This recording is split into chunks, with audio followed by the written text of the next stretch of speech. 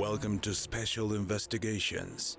Today's episode, The Billy Meier Story, hosted by Jaime Maussan.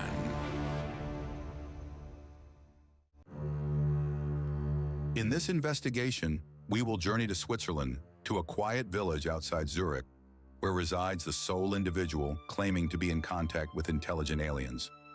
Eduard Billy Meier, a Swiss man in his 80s, has maintained his claims of contact with a race from another galaxy for decades. Through these conversations, the Pleiadians from planet Era provided Meier with explanations of innumerable questions and phenomena. The visitors spoke to Meier about the future, among them the possible extinction of humankind due to overpopulation, as well as the past, providing information on Jesus, Galileo, and Isaac Newton, which, according to Billy, are misrepresented by our history books in terms of their true identities and contributions. Eduard Albert Meier was born on February 3, 1937 in Bülach, Switzerland. His contact with extraterrestrial human entities began in the 1940s, when he was 5 years old, while standing next to his father behind his house near Mount Eschenmoser. He saw a silvery flash, which disappeared above the forest approximately 3 miles away. When he asked his father about the encounter, he replied that it was probably Hitler's latest secret weapon. From this moment onward, Billy constantly scoured the sky, where he observed moving stars at night, which were not airplanes. Meier started hearing a voice from that point onward. At some point, this strange voice summoned him to the forest and ordered him to wait until a silver flying object landed on the ground before him. This was his initial contact, which, according to Billy, was followed by many others. An old man disembarked and addressed him in a friendly tone. He spoke a Swiss-German dialect native to his village. His name was Sfath, and he explained he came from an alien planet named Era in the Pleiades, 500 light-years away. The contact with Sfath ended in 1953, who prepared him for 11 years. Later, and also for 11 years, he maintained contact with a woman named Asket, who continued to educate him on numerous subjects. The next 11 years of his life, Eduard spent traveling particularly in Europe, North Africa, the Middle East, and India. It was at this time, while in Iran, that he received the nickname Billy, given to him by an American woman, since Meier used to wear jeans and a hat, like many characters of the so-called Old West. It was also during his travels, while in Turkey, that he lost his left arm due to a traffic accident. While in India, at a Buddhist monastery, he took some of his first photographs of extraterrestrial spacecraft and gave his first interview to a local newspaper. Back in Switzerland in 1975, he began his contact with Semjas, who allowed him to take the clearest photographs and films of flying discs in history and ordered him to publicly disclose his contact and create a worldwide controversy on the subject of extraterrestrial UFOs. The photographs and films captured by Meier, with their unprecedented clarity, created a huge commotion in the 1970s. His home in Switzerland was visited by thousands of people seeking to talk to him and obtain a copy. These never-before-seen images of supposed spaceships created a worldwide phenomenon. It's been 50 years, almost 50 years, since you've had contact with the Pleiadians. At least since you made it known to the world. How do you feel about it? I don't feel anything different than when I do my day job. I live day to day. But it's not just 50 years, as you say. Since my contact began shortly after I was born into this world. It was when I was 3 weeks old that the doctor said that I would not live the next morning. That is, I was close to dying. And then Sfath intervened and saw to it that I was still alive the next morning, despite what the doctor had said, that I would not live in the morning. That is to say, that it all started a little after I was born, and not just 50 years ago. After the worldwide media coverage, Skeptics quickly deemed the photographs and films as fake. He was contacted by filmmakers Britt and Lee Elders, who together with U.S. Colonel Wendell Stevens, took the material back to the United States for further analysis. These photographs and Super 8 films were analyzed by visual effects supervisor Wally Gentleman, an Oscar winner and known for the film 2001, A Space Odyssey by Stanley Kubrick. Gentleman stated that to reproduce a single photograph, or any of the films like Meier's, a large budget and technical knowledge would be required, a tough task for a one-handed Swiss farmer with limited resources. In his opinion, the material provided by Meier, shot in different places and conditions, shows real objects. Billy provided a wide variety of evidence for analysis, such as recordings of the peculiar sound emitted by the spaceships. The audio files were analyzed in California by engineer Stephen Ambrose, creator of the in-ear sound system, who stated that even with the most sophisticated equipment of the time, reproducing them would be impossible, and was convinced of their authenticity.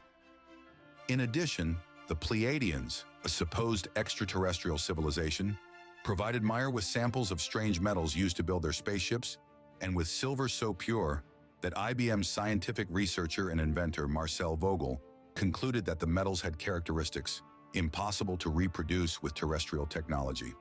The wide variety of evidence Meier has provided for analysis is only part of the story.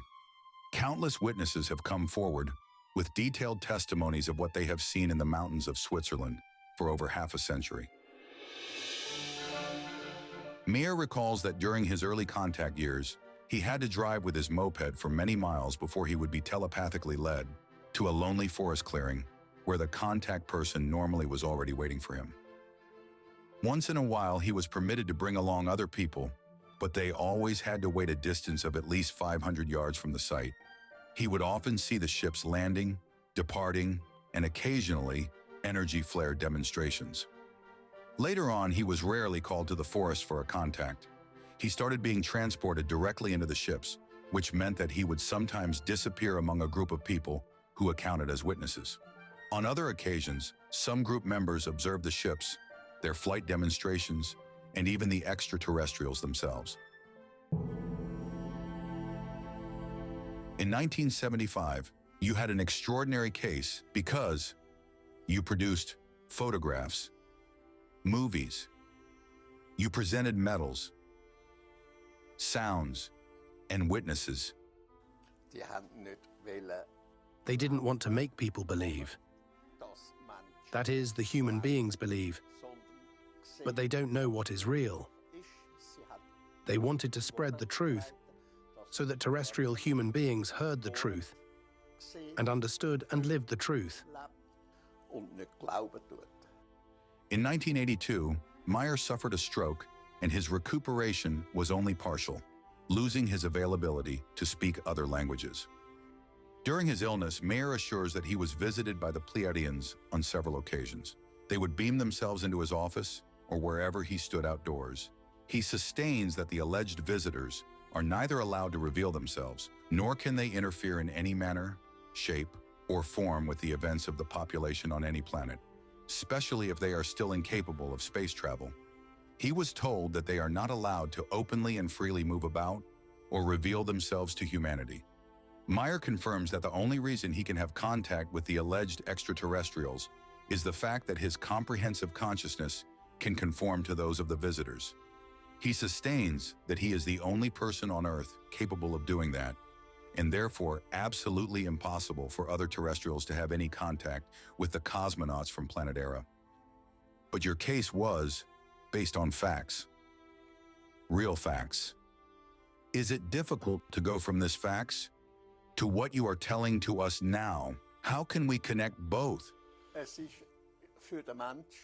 For the human being in this world, the Earthling, it is difficult to accept the truth because he is a believer, not only on a religious level, but he has also become a believer on a mundane level. Terrestrials no longer believe. They are fed. They eat and swallow what is said to them. Humans believe without reflecting. They do not know the difference between what is true and not true. Did we learn? After 50 years, was it worth it? There are people around the world who was learning, who were changing the life, and became a real human being.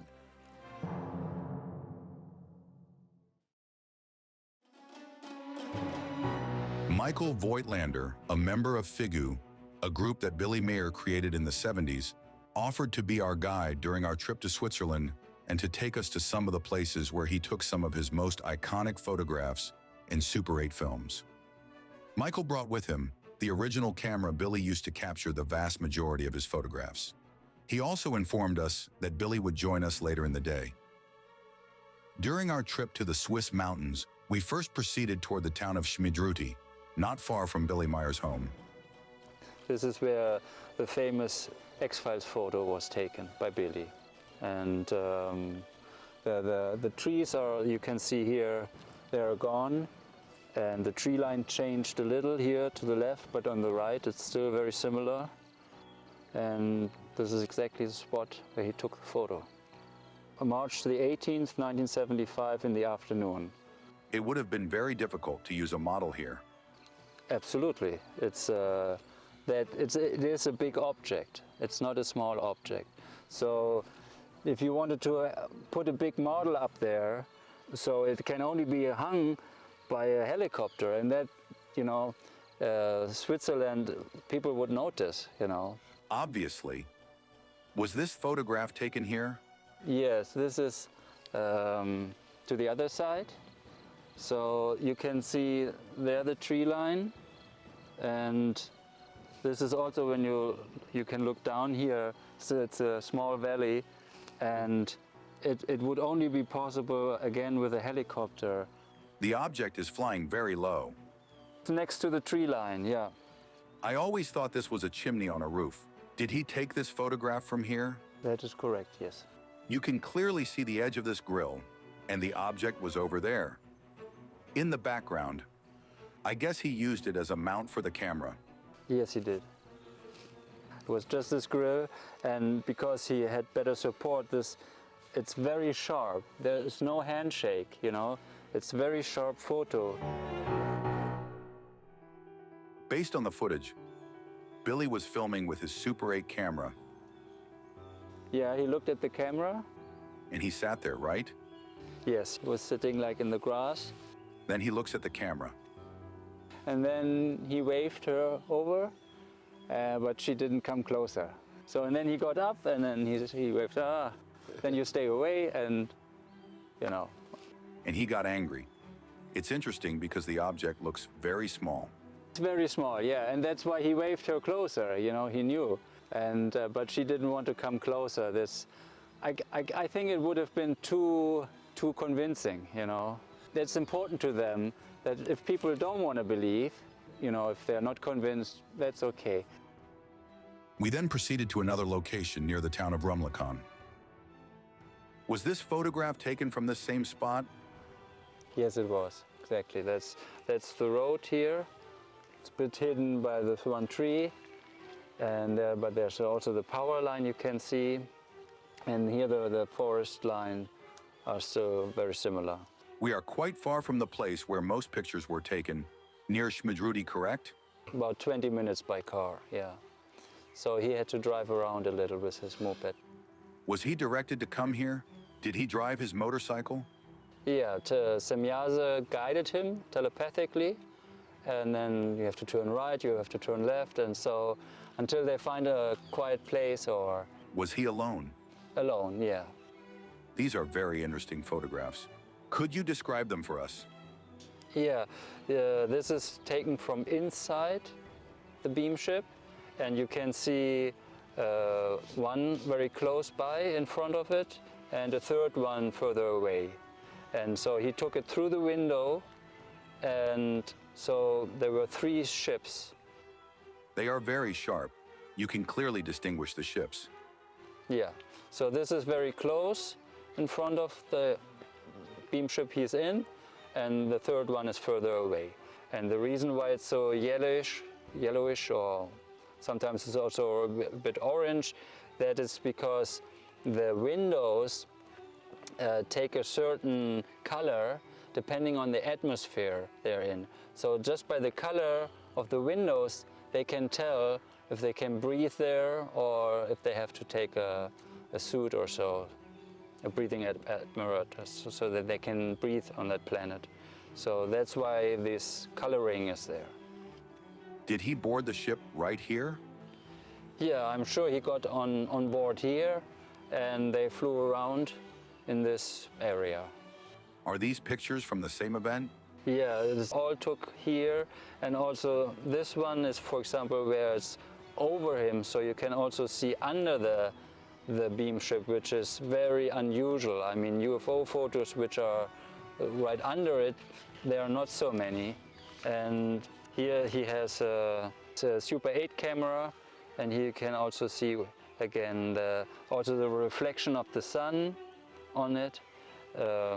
I remember this particular movie where one of these UFOs disappears in front of the camera. Yes, that's right. But it's not like some people think it's like it switches to a different dimension. And I asked him about it, and he said no, it flew away, but extremely fast. So in one frame you can see it, and in the next frame it's already out.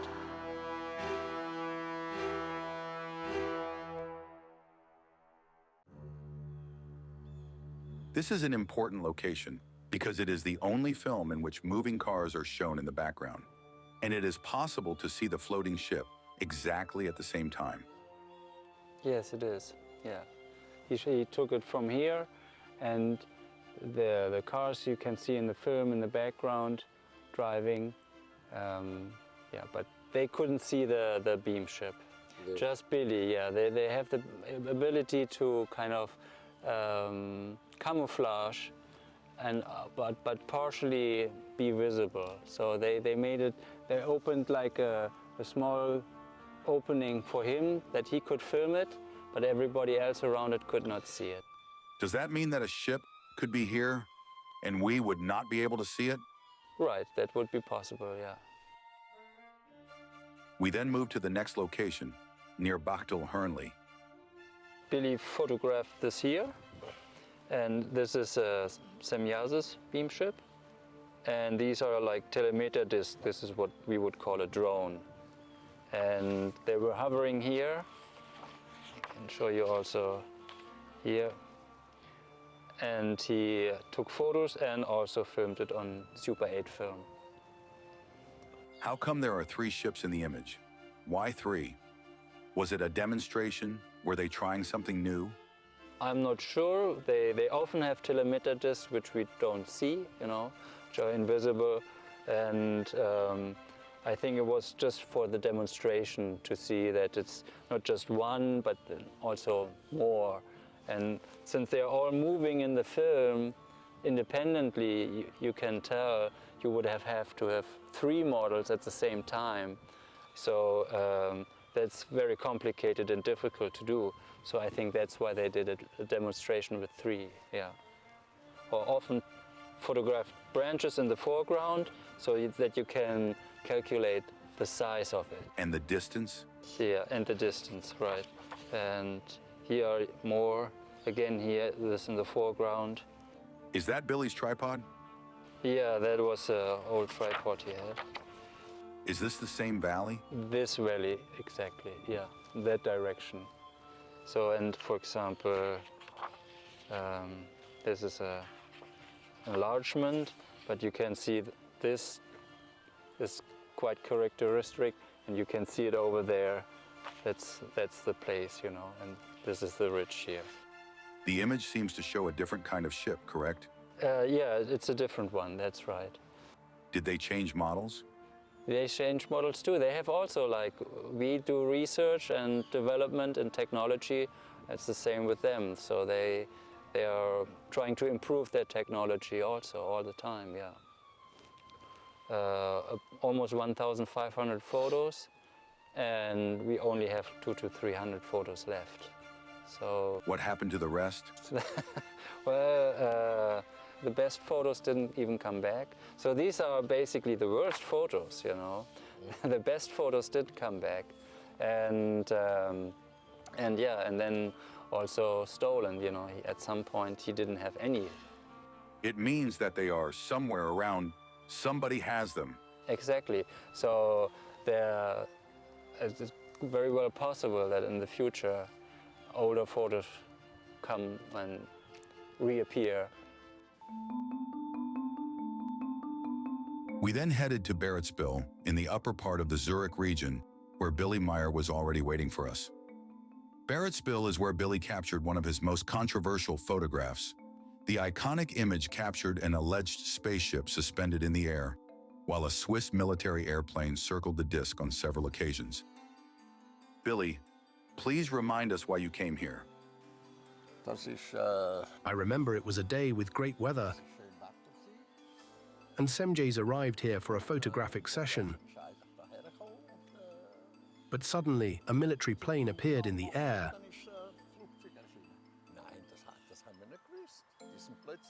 We were surprised when the plane showed up all of a sudden. We had no idea about this. And this airplane was flying around the object? Here, around us. The plane appeared minutes after our arrival. When she was here, I don't know why. And he turned around for around 5 or 6 minutes. Semjay's moved the ship to a different area, then to another and another. This has become a very important picture. And it is here, on the cover of your book. Yeah. Your experience is incredible. And for those people that don't believe, this picture is proof that your experience is truthful. Yeah, yeah. I understand. But what can you do if people don't want to accept it? They prefer to believe in a fictitious almighty in the sky. They do not accept what is real. When the image was analyzed in the US, it was determined that the plane was real and not a scale model. The jet emitted heat signals and expelled fumes, but on the other hand, the disk remained cold and expelled no fumes or heat. According to Meier, the vehicles of the alleged alien visitors obtain their energy directly from the electrons around them through an antenna placed on top of the ships. That is why they do not need to burn fuel, enjoying an energy source, practically unlimited. This is your camera. Yeah, that's the camera, yes. With this simple camera, you took these incredible pictures? Yes, of course. Yes, I went everywhere around to make photos. You didn't have a special lens of any kind? No. Only this one, no more. I got it from my brother. This is the Super 8 film camera used to shoot the alleged ships from the Plejarians in the 70s. It is also a very simple camera. How many rolls did you shoot? I'm not sure how many rolls I shot. Most disappeared. Years later, I found out that one of them was sold for 1,000 francs by my ex-wife. I can't remember. It's been so long. I don't know. I don't remember. There are many videos from film transfers, but they are all copies. There are no originals. My ex-wife sold them all. A friend of mine managed to track an original, but she decided to cut it off instead. It was unusable. Very unfortunate. Why humanity does things like that? These are treasures. Yes, but what can you do? They are earthlings, idiots. We then traveled to Lake Pfeffiker, the location where Meier captured on film a demonstration by the alleged cosmonaut Semjas as she flew her craft around a tree. Semjes told me that when the ship circled the tree, the frequencies of the ship damaged the tree and made it dry up. That is the reason that it was cut off sometime later. Afterwards, she erased the memory of everyone that lived near the tree. How did she do that? I have no idea, but she did it. Why did Semjas circle the tree? Why was she doing that? She wanted to demonstrate how the ship functioned, being able to circle, showing how close they're able to fly to an object. This film is very important because you can see the object going around the tree and sometimes goes close, and the tree bends. In the picture, you can see the tree's reflection on the craft. Yes, it moved when the ship got close to it. She wanted to demonstrate how the ship functioned. The tree is not here anymore, but the lake is still there. We can tell this is the place where you filmed the ship, with the lake as the background.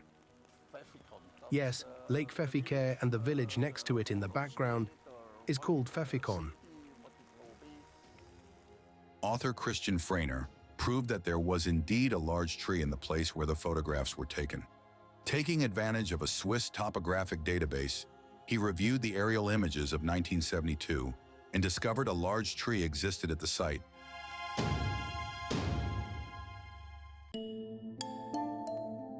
Billy Meier told us that the frequencies emanating from the ships are considered extremely dangerous to all living beings on Earth. Yes, it is dangerous for people, for animals, for birds, for everything. Is it dangerous to be close to them? Was it dangerous for you to be close to them? And they know that? They know it. Then it is not safe to get close to it. When they're flying, it is impossible. If they're on the ground, then they stop all the protection around them. You never got sick at all? Not at all. Every time I got near to board the ships, they disconnected the energy and frequencies and created some protective shield. That's why I never got sick. Inside the ships, you're 100% safe. On one occasion, 3 people came too close to the ship, and they got confused. 3 people near my home got confused because the ship was flying very low. They hid behind some timber. They had been following me. They hid before the ship landed. It was Semjase. No, it was Manara at the helm. And those 3 people were hiding nearby, and they saw Manara and me boarding the ship. They saw the ship taking off, and we flew over them very close at about 20 feet, because we did not notice they were following me and hiding. These 3 people were affected by the ship frequencies, and for the rest of their lives, their brains did not work properly ever again. How many times did you go inside the crafts? I don't know, several times. And you haven't been back? Semjase is no longer here. She lives in a sister universe. I remember that on one occasion, I accompanied her to a sister universe and was gone for a few hours, but returned with long hair and a beard, as if I had been gone for weeks. Yes, it was the truth. I was sitting with a few other people in the town of Jinbil when Billy came in, freshly shaved and well-groomed, and waited with us until Semjase gave him a signal to go for a contact. Then Billy left, and we were waiting inside for him to come back, and the wait turned out to be about 3 hours. Then he came back, but with a 5-day beard, and told us that he had been to the Dal universe with Semjase. Billy told us how he was able to travel to another universe in a short time, but for him, it was 5 days. This was a strange thing for us, but we knew it was the truth. Billy took us to the last location, a plot of land near the Betzikon Hospital on the outskirts of Zurich. In this location, Meier took several pictures with buildings still standing, and others where the tree line has been replaced with houses. Everything was undeveloped in this area, and on that side, there was a large tree line. Over there is a large building, a hospital, which still remains. All of these photographs were taken here. A tree line and a road, all of them gone. Everything is different now, with new homes. Was this Semjase's ship? Yes, it was Semjase, to film and take photographs. Why were you taking so many photos? What was the purpose of that? It was an order from Semjase. Yeah. She wanted that? She wanted you to take these pictures to show to humanity? Yeah. Many witnesses have seen the crafts. People from our group, from Figu, they all have seen the ships. Foreigners as well, Canadians, Americans and others, like Heidi Peters, who died not long ago. An old lady near my home saw 3 ships near Schmidruti, but she did not want to share it with anyone. Jacob was with me at 2 in the morning and witnessed when a ship took off. and created an energy discharge. We all saw it and photographed it. It was 500 feet long. Around 120 people have seen the ships. Why are they hiding now? Because there were problems. People starting to behave irrationally. And the Plejarens decided to avoid making themselves present. But they wanted you to take the pictures. Why did they do it? To let people know about the mission. The Plejaren are not interested in letting themselves be known. But the case is important. Yes, but the Plejaren or the ships are not important. It is all about the mission. Since 1975, Billy Meier has written several books about the teachings he has received from an alleged alien civilization. Many of his writings have been constructed as prophecies to some because of their similarities to recent events and interpreted by others as warnings and fundamental to human survival.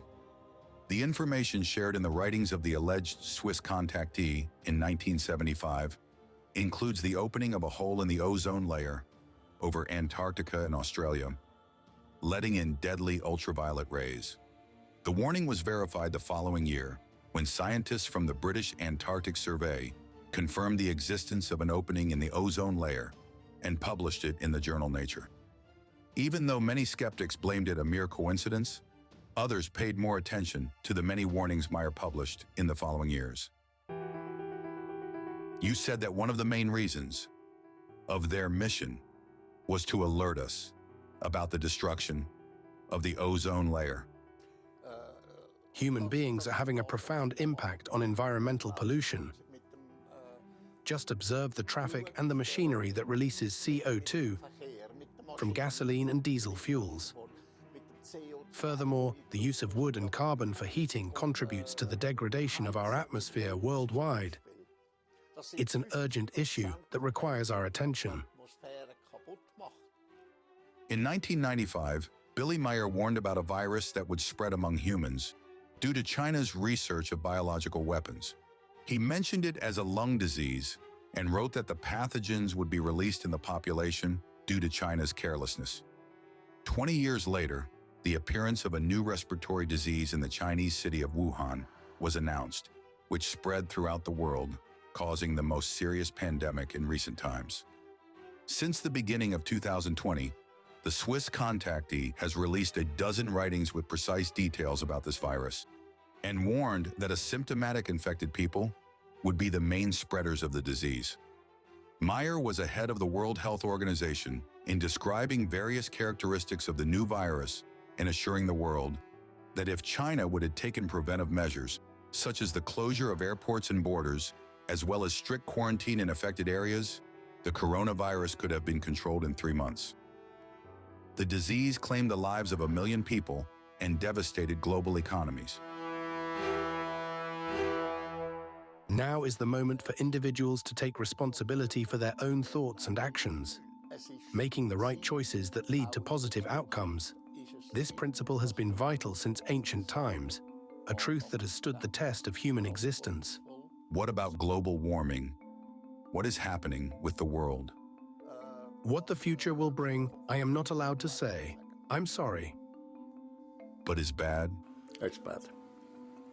Very bad. In the time of Svarth, when I was just a little boy, I was told that one should not talk about what the future will bring, for one would do exactly the opposite of what is to be avoided. That is, the more one will do that, which produces harm and calamities. It is like a small child who is told, "Do not take the knife," and the child takes the knife and cuts himself on the finger. It's wrong, very wrong. I can say at least this, but no more. Are humans going to learn, or is it going to be too late? I believe that for humanity to truly understand its place in the world, we must heed the lessons of nature and strive to become truly human. But this requires that the population be reduced to below 1 billion. Otherwise, there will be no benefit. The more humanity grows, the worse it will be. Less than 1 billion. Only 500 million worldwide, no more. The Earth has not been made to feed more than 500 million, so everyone can live as nature has intended. Why? What is the reason? Such as it is, the size of our planet is projected for only 500 to 530 million people, apart from animals that also exist in the millions. The countless species of animals can live naturally only if the number of people is 500 to 530 million. At present, humanity is 19 times above the sustainable measure of 500 to 530 million people. This overpopulation is leading to the destruction of our world, the exploitation of Earth's resources, and the loss of our natural environment. While religions often advocate for population growth, it's important to remember that everything, including our population, is ultimately governed by the laws of chemistry.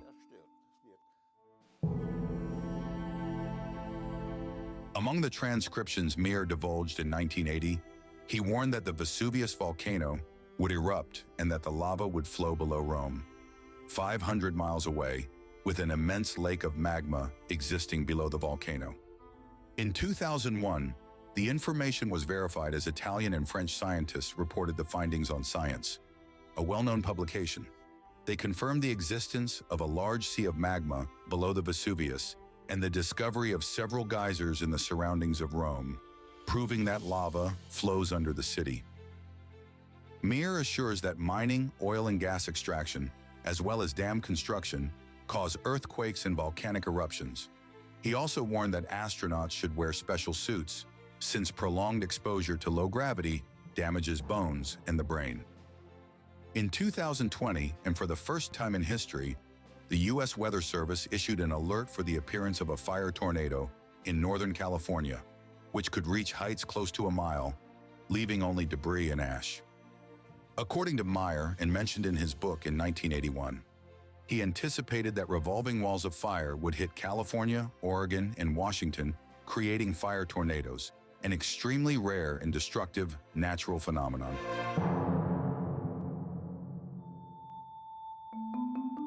How important are these messages from them? The message is as important for human beings as it is for animals and plants. The Plejarians are interested in the human being, taking an active role in his own development, in thinking for himself, and in experiencing knowledge from within. This is how a human being becomes truly effective. The governments want to do what they want to do, and they want to impose themselves, and that's how they attract even more calamities. You can tell them anything, they always do the opposite. They are few. It is an absolute minority that listens when it is said that this or that will happen if this or that is done. The minority is tiny in relation to the great mass. There are only a few who do it for themselves, and they take it seriously and reflect for themselves on what they are told about what the future may bring. Each of us has the power to make a difference, starting with our own understanding and actions. In his writings, Meier has raised the possibility of a civil war in the United States, particularly in light of the rise of a controversial and polarizing figure to the presidency. Meier's warning highlights the growing tension in American society, with confrontations involving firearms becoming more frequent. This trend could lead to a civil war and the potential division of the country into 5 territories. They only have one thing in their head: war. War against the next one. War against the next state. Did we miss an opportunity? People often learn nothing because they cling to their beliefs. Many adherents are more interested in faith than in truth. They prefer conflict over understanding. Their focus is on fighting, one faction against another, and then yet another. They have little desire for the truth. They simply wish to engage in battle amongst themselves. How do you feel about that? Bad. Frustrated? There are conflicts among individuals, and nations are at war with one another. Russia and Ukraine? Yeah. Many people think that they would stop a nuclear war. They would? Only an idea. They wouldn't? It's not the real thinking of a human being. This is not a rational way for a human being to think. It's an attitude of fear. There's hope that a nuclear war won't happen, but there's no certainty that it won't. It's not a firm belief that this won't happen, but a fragile hope. And hope can be shattered in an instant. Will it happen? We will see what's going on. Are we close? Yep. Will it be the end? It will continue, but then everything will be contaminated. Unfortunately, this has happened in the past and may repeat itself, albeit in a different form than what was experienced thousands of years ago. Signs of this can still be observed today. Radiation still exists. For example, in the valley of the Indus River, you can still find human bones that are radioactive. This dates back about 6,000 years, and today, the radioactivity remains, a haunting reminder of the enduring impact of nuclear disasters.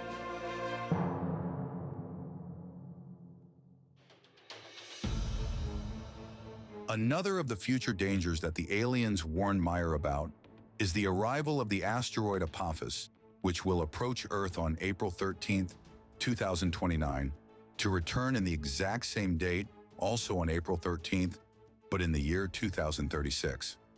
According to Billy, the asteroid will impact Eastern Europe with absolute certainty unless we deflect it, opening up the Earth's crust between the North Sea and the Black Sea. Apophis is an asteroid about 1,000 feet across, and that's a nation buster. Every 10 million years, there's a planet buster, like what hit Mexico 65 million years ago. The latest projection of Apophis shows that it will probably miss the first time around, about 2029. However, on the second pass, that's when all bets are off.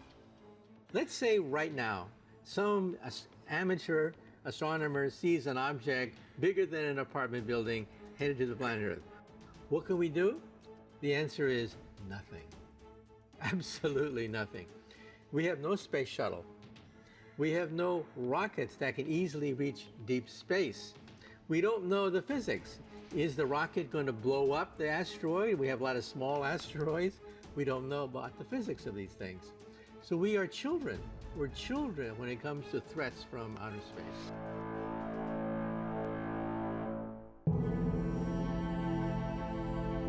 Society will survive. The world will survive. Will society survive from the big crises that are coming? Yes, but it may take a long time, possibly centuries, or even millennia. While the writings of Meier over decades could seem to many as a bleak future for humanity, he has always remained optimistic. He is sure that despite catastrophes and all kinds of difficulties, human beings will prosper and in the future will increase their knowledge to such an extent that they will be able to travel through time and space, clean rivers and seas, and live in peace and harmony on Earth, living a life that today seems a mere utopia.